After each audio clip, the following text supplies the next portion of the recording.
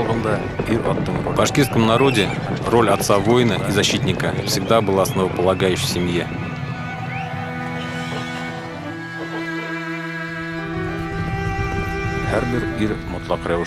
Каждый мужчина обязательно был конным лучником, а это и воин, и охотник, добытчик одновременно. Конные лучники всегда были элитой. Когда приходил враг, лучник мог поразить его издалека. Города и крепости брали не с помощью сабель или копий, а именно лучники, которые могли далеко стрелять. Они были очень подвижны на скаку и были недосягаемы для противников.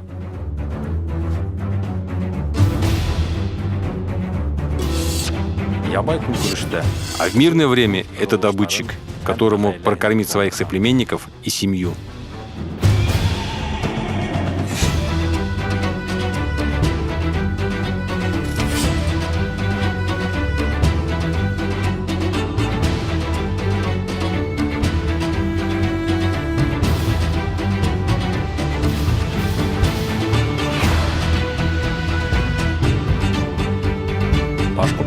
Есть такая башкирская поговорка: меткий лучник равен целому войску.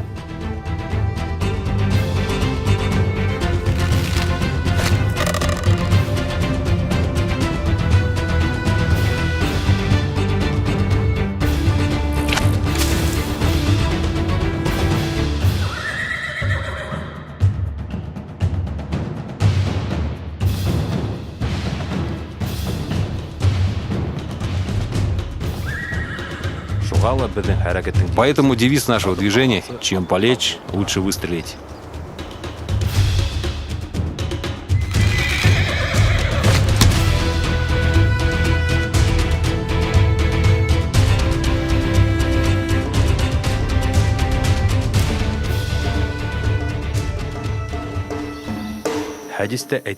В хадисе сказано: в гриве коня спрятан баракат до судного дня.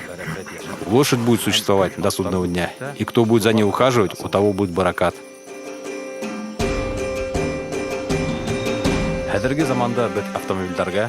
В современном мире мы пересели на автомобили, самолеты, гаджеты, и многие дети видят лошадей только в сети интернет.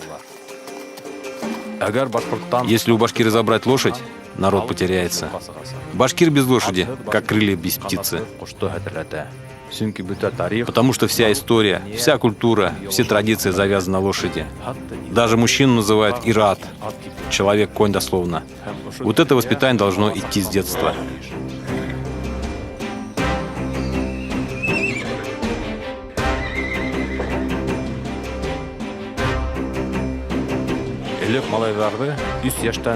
Ребенка с 3 лет сажали на коня, чтобы он учился быть ответственным за него. Он учился управлять им. Если ты научишься управлять лошадью, наладишь взаимоконтакт, то и с людьми запросто найдешь общий язык.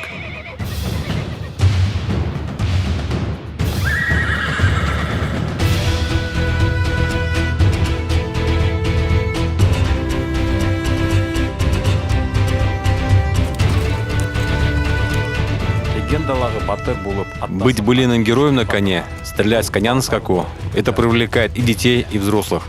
Поэтому развитие этноспорта, оно именно за Башкирией.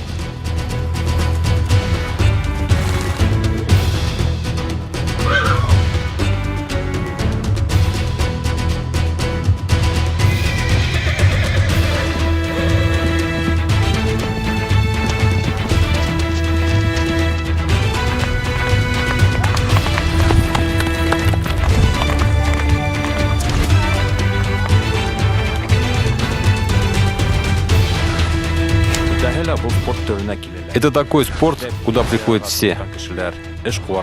У нас есть и пенсионеры, и чиновники, и бывшие спортсмены, коммерсанты, учителя, кандидаты наук, артисты, музыканты.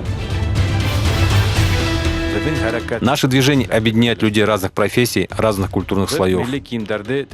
Мы изготавливаем традиционную одежду, возрождаем культуру, готовим на наших фестивалях еду предков.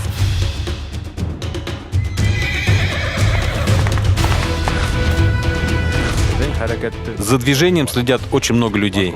Не только у нас в республике, но и за ее пределами. Нас уже знают на международном уровне, приглашают на соревнования. Поэтому это бренд. Бренд, который представляет республику именно в этническом плане.